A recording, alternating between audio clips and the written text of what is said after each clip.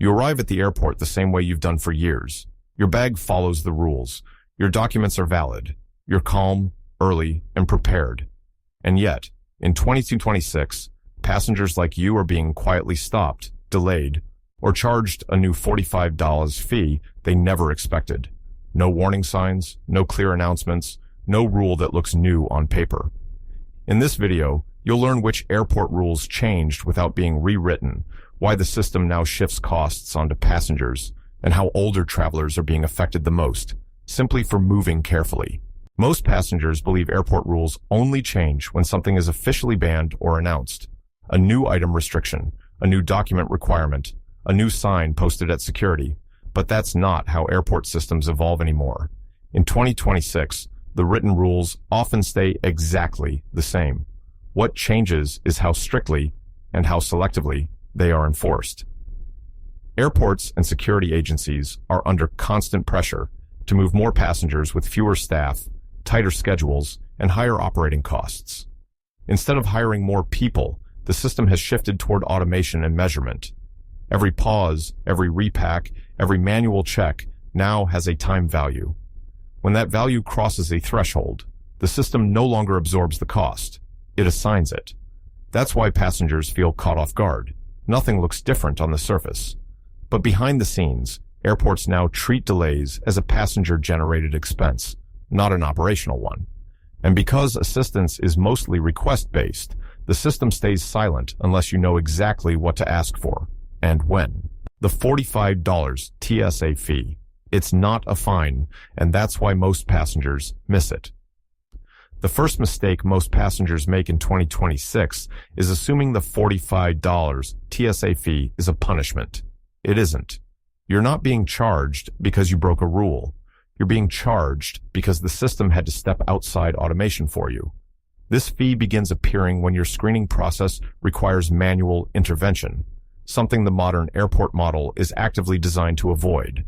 That includes situations like your bag needing to be rerun through the scanner, your belongings triggering a secondary handling process, your identity or boarding details requiring manual confirmation, or a security lane needing to pause and reset because of your screening flow. On paper, nothing illegal happened. But operationally, the system slowed down. Before 2020, that slowdown was absorbed as part of normal airport operations. In 2026, that cost is increasingly shifted back to the passenger, quietly, procedurally, and without a headline announcement. And here's what matters most. Most passengers only learn about this fee after the interaction is already logged. There's no warning moment, no chance to undo it. The system doesn't ask if you agree. It simply records the delay and assigns a cost. Small behaviors that quietly trigger extra processing. Most passengers imagine extra screening happens after a big mistake, a prohibited item, an argument, a serious security concern. In 2026, that assumption is wrong. What now triggers additional processing is often timing, not intent, and hesitation, not violation. Here are behaviors that look harmless to you, but signal friction to the system. First, pausing at the conveyor belt. You stop to watch others. You wait for confirmation. You ask, does this stay in the bag? From a human perspective, that's careful behavior. From the system's perspective, it creates uncertainty and flow. Second, repacking after reaching the scanner. Adjusting a jacket, moving electronics, fixing something small. Once you're in the lane, any adjustment forces a pause, and pauses are now logged. Third, carry-ons that technically comply, but handle poorly. Soft-sided bags that collapse. Overfilled backpacks that spill slightly when opened. Items that slide and need repositioning. Nothing is illegal, but every second of handling adds friction. Fourth, documents presented out of expected sequence. Your ID is valid. Your boarding pass is correct. But when presented differently than the system anticipates, manual verification becomes more likely. Individually, none of these trigger alarm. Together, they increase the chance that your screening exits automation. And once that happens, the system treats your screening as exception processing, not standard flow. That's where delays begin, and that's where unexpected costs often follow. Why travelers over 60 are affected more without being targeted? This is the part most airports will never explain. Older passengers are not singled out. They are statistically overrepresented in exception processing, not because of risk, but because of how modern airport systems define efficiency. If you're over 60, you're more likely to move deliberately to avoid falling. Double-check instructions to avoid mistakes. Ask clarifying questions instead of guessing. Pack carefully, not minimally. Pause to make sure items are placed correctly. From a human perspective, these are responsible behaviors. From the system's perspective, they introduce variability. Automation is built for repetition. It assumes passengers move in predictable patterns at predictable speeds with minimal interaction. When your behavior doesn't match that pattern, the system doesn't label it as careful. It labels it as non-standard. That's why older travelers are more likely to experience secondary screening without clear explanation, longer manual checks, staff stepping in to help, but logging the interaction, and post-screening adjustments that quietly change how your trip is processed. The system isn't judging you. It's categorizing your movement. And once you're categorized as an exception, the process changes, even if everything you did was reasonable. That's why so many older passengers leave security thinking, I didn't do anything wrong, but everything felt harder. They're right. The hidden privileges that exist, but never activate automatically. One of the most misunderstood parts of airport travel in 2026 is this. Many protections and accommodations do exist for passengers, including older travelers, but they are not automatically applied. Airports operate on a request-based assistance model. That means, if you don't ask, the system assumes you don't need it. If you hesitate instead of requesting, the system records delay, not need. If staff step in without a formal request, it's logged as manual intervention, not support. This is where many older passengers lose protection without realizing it. For example, priority or alternate security lanes exist, but are only assigned when requested early. Extra time allowances can be applied, but only if flagged before screening begins.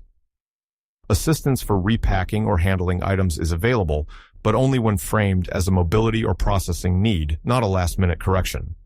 When these supports are activated correctly, the system adjusts around you.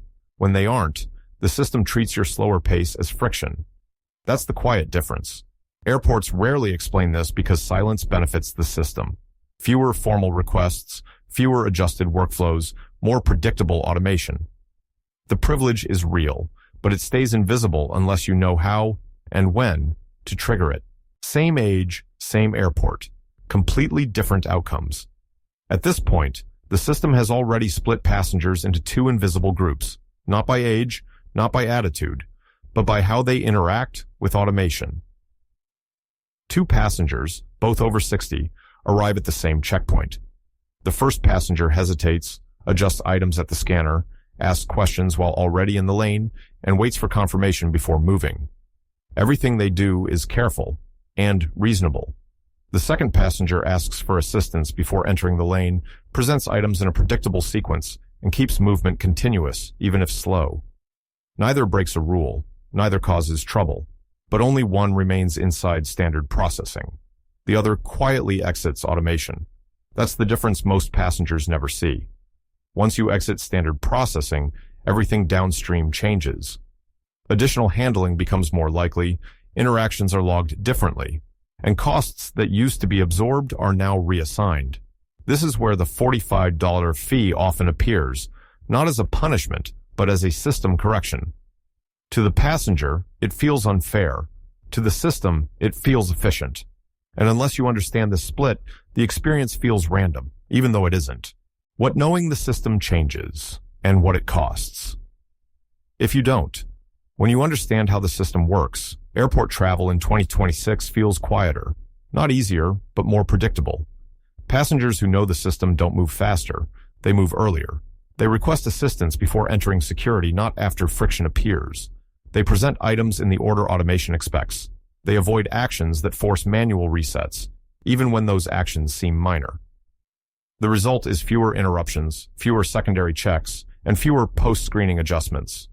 Passengers who don't understand the system experience something very different. They do everything by the rules, yet still face unexpected delays, unexplained redirections, quiet fees added after the fact, and a growing sense that the airport is working against them. Over time, this creates real consequences: missed connections, rebooking stress, extra costs, and fatigue, especially for older travelers. The difference isn't confidence, it's alignment. One group moves in sync with the system. The other unknowingly pushes against it and pays for that friction. How to protect yourself and activate the support that already exists. The most important shift you can make in 2026 is timing, not speed. If you may need extra time, clarity, or help, you must request it before entering the security flow. Not once friction has already begun. Here's what actually works. First, identify the right moment. Request assistance at the entrance to the security area or when a staff member is directing passengers into lanes, not at the scanner itself. Second, use system language, not explanations. Instead of describing problems, say, "I'd like to request assistance for a smoother screening process." This frames your need as a supported accommodation, not a disruption. Third, keep requests short and early. Early requests are logged as planned support. Late requests are logged as delays. Fourth, let staff guide the process once assistance is flagged. Don't self-correct mid-flow. That's where automation breaks. These aren't special favors. They are protections already built into the system, but only activated when you ask correctly. In 2026, airport rules didn't suddenly become harsher. They became less forgiving of uncertainty. The $45 fee isn't a punishment. It's a signal that the system expects passengers to move as part of a process, not to learn it along the way. For older travelers, this isn't about rushing or changing who you are. It's about knowing when to speak up, what to request, and how the system interprets silence. These aren't privileges. They are rights written into the process, but never explained. If this helped you see the airport differently, share it with someone you care about, and let us know your experience in the comments. Understanding the system is how you travel with calm and control.